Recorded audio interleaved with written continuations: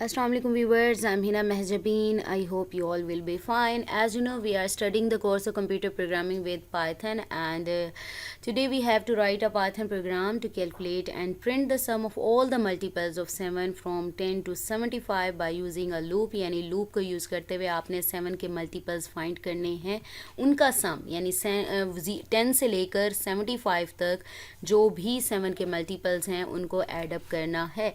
बहुत सिंपल सा प्रोग्राम है। इसके लिए मैंने ऑलरेडी आप लोगों को बताया कि मैं एनाकोंडा नेविगेटर की built in application Jupyter notebook उसे लॉन्च करेंगे। आपको लोगों को बता चुकी हूँ कि आप लोग कोई भी आईडी पाइथन के लिए जो भी अवेलेबल है आपके पास वो यूज़ कर सकते हैं, लेकिन मेरे पास यही डेस्कटॉप एप्लीकेशन है, ऑनलाइन भी नहीं होता, तो मैं इसको ही यूटिलाइज़ करती हूँ।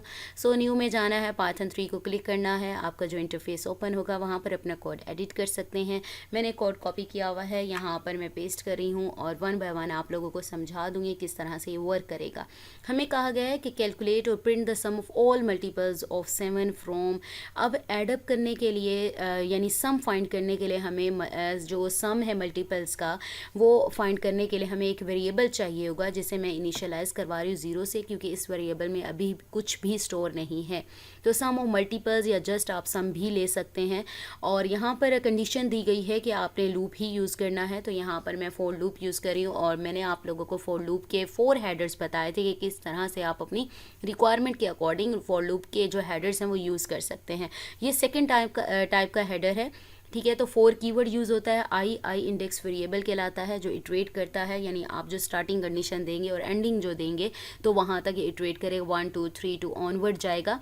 और इसका जो आंसर है 1 से लेकर n-1, यानी जो वैल्यू लिखते हैं उससे एक वैल्यू कम तक इटरेट करता है। इन कीवर्ड होता है, रेंज का फंक्शन होता है, जिसमें रेंज आप स्टार्टिंग वैल्यू बताते हैं और एंडिंग वैल्यू यानी कहाँ तक इटरेट करना है, क्या किस तरह से इटरेट करना है, ये सारा आप यहाँ पर नंबर राइट करते हैं।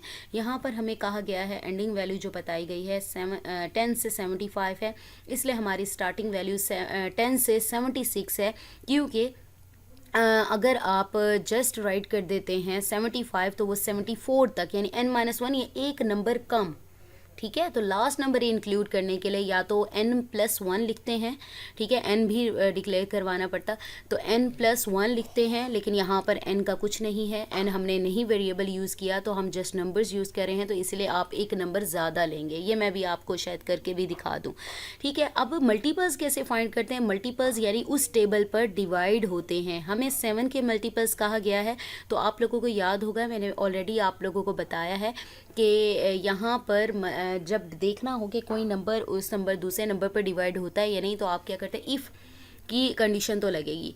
आई मॉडुलस का 7 यानी मॉडुलस ऑपरेटर यूज़ करते हैं। अगर तो आई कोई भी नंबर है वो 7 पर डिवाइड करें तो रिमाइंडर इज़ इक्वल टू 0, यानी रिमाइंडर अगर 0 आता है तो वो नंबर 7 पर डिवाइड होता है। तो अगर 7 पे डिवाइड होता है ऑब्वियसली वो उसका मल्टीपल है। मल्टीपल क्या होता है? उस नंबर पर डिवाइड हो जाए। अगर उस नंबर पर डिवाइड नहीं होता यानी इज़ नॉट इक्वल टू 0 आता है, देन वो उस नंबर का मल्टीपल नहीं है। तो इसलिए इफ़ कंडीशन लगी है, उसको भी आपको पता है कि किस तरह से कॉलन लिखा जाता है और क्या है, डिफरेंट ऑपरेटर्स को यूज़ करके अपनी कंडीशन राइट की जाती है। और यहाँ पर है sum of multiples plus is equal to आपके पास है। यहाँ पर ये वाली लाइन जो इक्वेलेंट होती है, मैं यहाँ पर कमेंट कर देती हूँ इसे, ये लाइन इट इज़ इक्वेलेंट, ठीक है। तो यहाँ से ही कॉपी करते हैं, आप इसको राइट करें। मैं यहाँ पर इक्वेलेंट का इसलिए राइट कर देती हूँ ताकि स्टूडेंट को पता हो, ये लाइन आप लोगों को जब सिखाई जाती है ना तो इस तरह से लिखी जाती है। प्लस इज़ इक्वल टू है, is equal to sum of multiples plus i, ठीक है। तो आयोटा तो वो उसमें बोलते हैं ना, ये आई आ गया, ठीक है। तो ये क्या होता है, sum of multiples is equal to sum of multiples plus sum of multiples plus i. अब ये होगा कि जो भी सम ऑफ मल्टीपल्स में 0 है, जो भी आई क्या है हमारा जो मल्टीपल आता जाएगा, आई यहाँ पर मल्टीपल की बात हो रही है, ठीक है।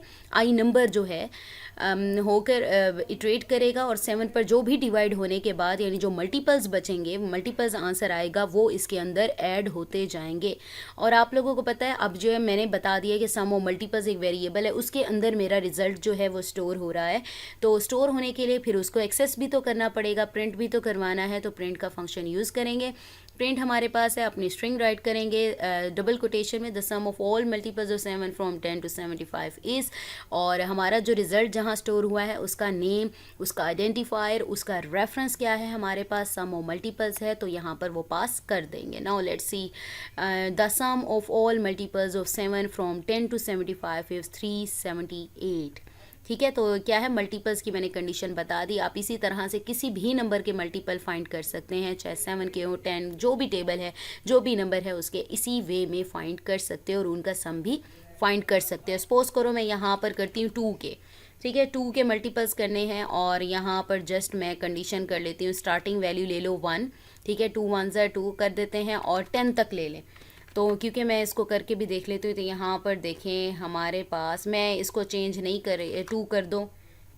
फ्रॉम कहाँ से कहाँ तक लेना चाहते हैं, मैं 1 से लेकर लेना चाहती हूँ, 2 का ले रही हूँ और फ्रॉम 1 से लेकर 10 तक लेना चाह रही हूँ. ठीक हो गया, तो 10 तक लेना है तो ऑब्वियसली फिर मुझे यहाँ पर 11 राइट करना पड़ेगा. तो यहाँ पर रन करके देखें, the sum of all multiples of 2 from 1 to 10 हमारे पास इज़ क्या है, 30. कैसे आता है 2 के मल्टीपल्स, कौन कौन से होते हैं, 0 तो नहीं आएगा, ऐड होगा, तो 2 आता है, प्लस 4 होता है, प्लस 6 होता है हमारे पास, प्लस 8 होता है और 10 तक कह रहे थे तो यहाँ पर 10 होता है. जब इसको ऐड अप करते हैं तो हमारे पास देखिए 30 आता है. तो इस तरह से ये वर्क कर रहा है.